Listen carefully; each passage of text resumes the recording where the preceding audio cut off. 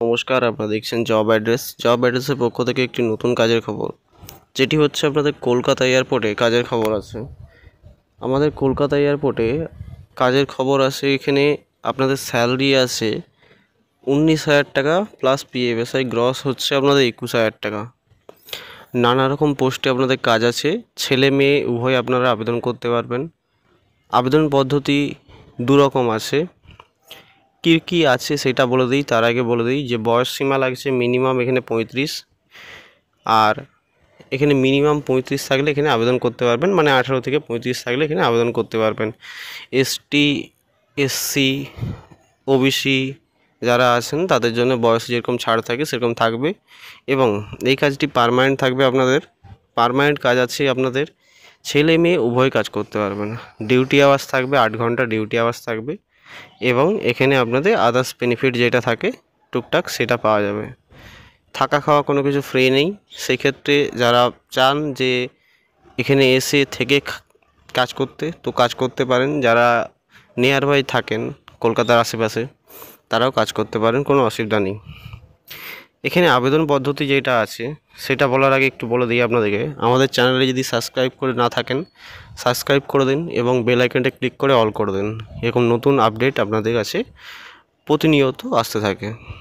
এবার একটা কথা বলি, কলকাতা এয়ারপোর্টে হচ্ছে যেটা সত্যি কথা হচ্ছে টোটালি ভেন্ডারে ভর্তি হয়। কোথা থেকেও ভেন্ডার থেকে হচ্ছে, কেউ এজেন্ট ধরে কাজ করে। আমি দুটো রকম আপনাকে দিচ্ছি, দু রকম থাকবে। একটা হচ্ছে আপনার এখানে আপনার টাকা লাগছে, আর একটা হচ্ছে টাকা লাগছে না। যেটা টাকা লাগছে না সেটার ওয়েবসাইট আমি দিয়ে দিচ্ছি। আর যদি আপনারা চান যে এখানে টাকা লাগছে না যেটাই, ওটা আপনাদের ক্রস করতে হচ্ছে কী করে, একটা ইন্টারভিউ হবে, এক্সাম হবে, ইন্টারভিউ হবে, তারপরে আপনাদের জয়েনিং হবে।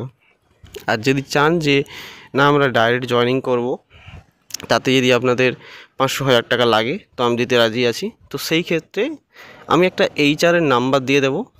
ওই HR নাম্বারে আপনারা CV পাঠাবেন, শুধুমাত্র CVটা পাঠাবেন আর লিখে পাঠাবেন কলকাতা এয়ারপোর্ট। ওখান থেকে আপনাদের যাবতীয় ডিটেলস যা আছে উনি টেক্সট করে দেবেন বা আপনাকে কল করে বলে দেবেন। বলার পর যে প্রসেস আছে ওই প্রসেসে আবেদন করতে পারেন। এটা আপনাদের ব্যক্তিগত ব্যাপার যে আপনারা ফ্রি অফ কস্ট আবেদন করবেন না আপনারা চার্জেস দিয়ে আবেদন করবেন, সেটা আপনাদের ব্যক্তিগত ব্যাপার। আমি চাইবো যে আপনারা ফ্রি অফ কস্টে আবেদন করুন, তাতে ইন্টারভিউ এবং এক্সাম দিয়ে তারপরে আপনারা এখানে আবেদন করবেন, এটা চাইবো। আপনারা যদি বলেন না আমরা পারবো না ইন্টারভিউ ক্রস করতে এবং আমরা এক্সাম দিতে ক্রস করতে পারবো না, তো সেই ক্ষেত্রে HRকে ডাইরেক্ট আপনারা এখানে নাম্বার যেটা আছে CV পাঠিয়ে কলকাতা এয়ারপোর্ট বলে লিখে পাঠিয়ে দেবেন। তো সেই ক্ষেত্রে আপনাদের এখানে জয়েনিং হয়ে যাবে। এবার কী করে জয়েনিং হবে, কীরকমভাবে হবে, টোটালি আপনাদেরকে বলে দেবে। আর এখানে যে চার্জেসের ব্যাপার আছে, আমি যতটুকু জিজ্ঞেস করেছিলাম খুব সামান্য চার্জেস লাগছে। অ্যাডভান্স বগেরা কিছু সামান্য লাগে, বাকিটা আপনার জয়েনিংয়ের পর লাগে। তো সেই ক্ষেত্রে আমি বলবো যে অ্যাডভান্সের ব্যাপার আছে, এই ক্ষেত্রে আপনারা বুঝে শুনে অ্যাপ্লাই করবেন। আশা করি আপনারা বুঝতে পারছেন কি বলতে চাচ্ছি।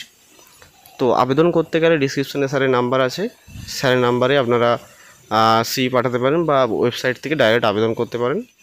এবং এই চ্যানেলে যদি নতুন হয়ে থাকেন সাবস্ক্রাইব করে পাশে থাকুন, বেল আইকনটা ক্লিক করে অল করে দিন।